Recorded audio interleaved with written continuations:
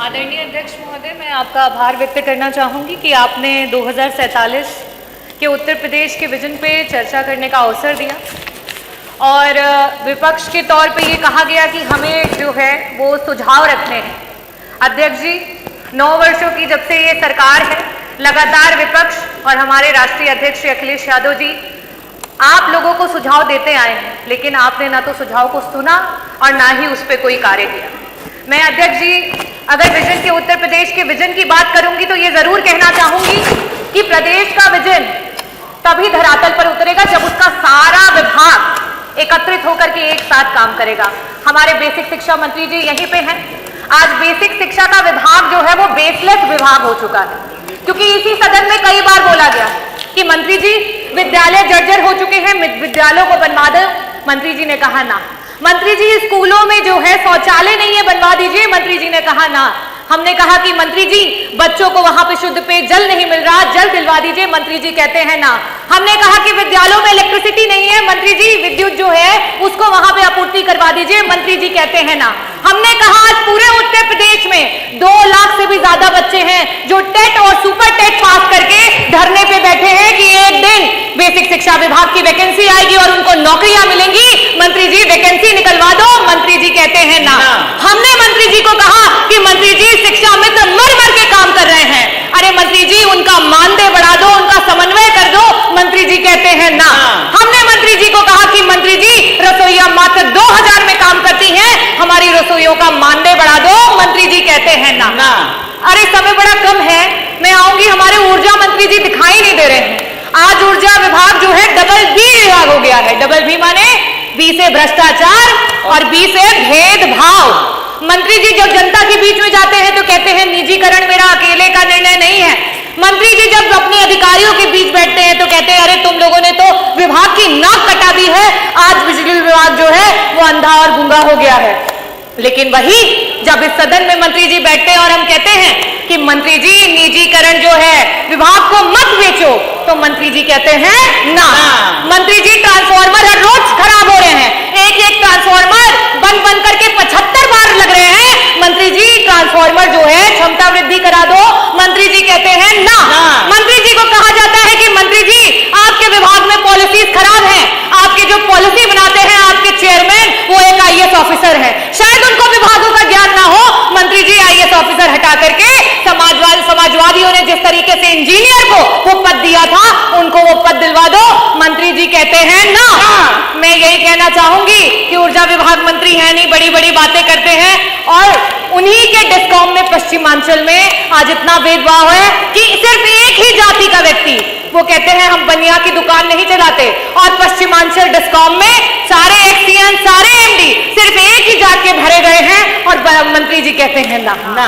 हमारे स्वास्थ्य मंत्री दिखाई नहीं दे रहे हैं, क्योंकि बड़ी निराशा हुई कि हम विजन पे चर्चा कर रहे थे और मंत्री जी ने जब अपनी बात करनी शुरू की तो अपने 9 साल के कार्य नहीं गिनाए।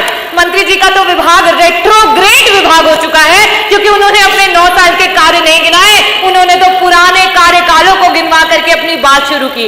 अपने विभाग के उन्होंने अस्पताल नहीं बताया, सबसे पहले गेहूं के उत्पादन से बात की, तो ये अपने में दर्शाता है कि हमारे जो मंत्री जी है वो क्या कर रहे हैं। मंत्री जी को कहो कि इंफ्रास्ट्रक्चर ठीक करा दो, डॉक्टर दिलवा दो, ICU के बेड बढ़वा दो, दवाइयां दिलवा दो, तो मंत्री जी कहते हैं ना।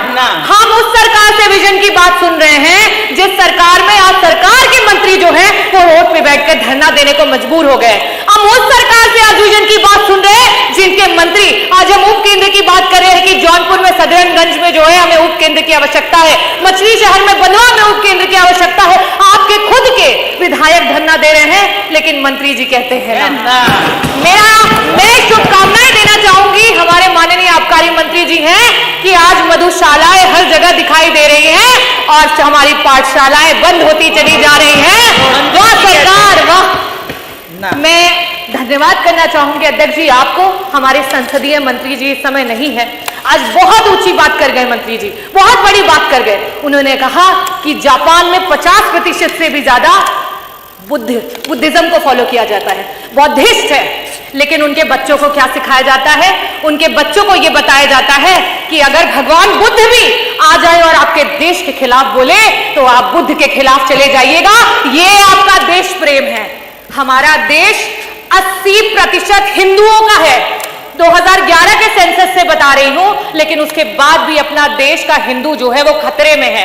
आप किसी मंचों से ये बात कह दें या हमें कहने को बोल दें कि हम अपने बच्चों को ये सिखा सके कि अगर श्री राम भी आ जाए और आपके देश के खिलाफ बोले तो आप उनको भी नकार देना, क्योंकि आपके लिए सबसे पहले आपका देश है और उसके बाद धर्म है। जो धर्म पे सियासत करते हो वो इन बातों को क्या बोलेंगे? और इसीलिए जापान आज विकसित देश है और आज हम कहां पे हैं? आज अभी हम डेवलपिंग कंट्री हैं।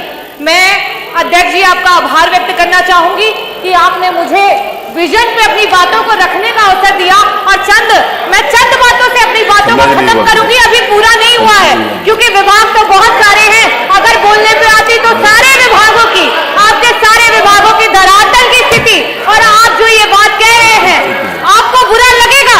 यही चीज संसदीय मंत्री जी ने कहा और इसी पे कहना चाहूंगी कि मैं मुजरिम हूं। क्या ये मुजरिम, क्या मैं मुजरिम कहलाऊंगा?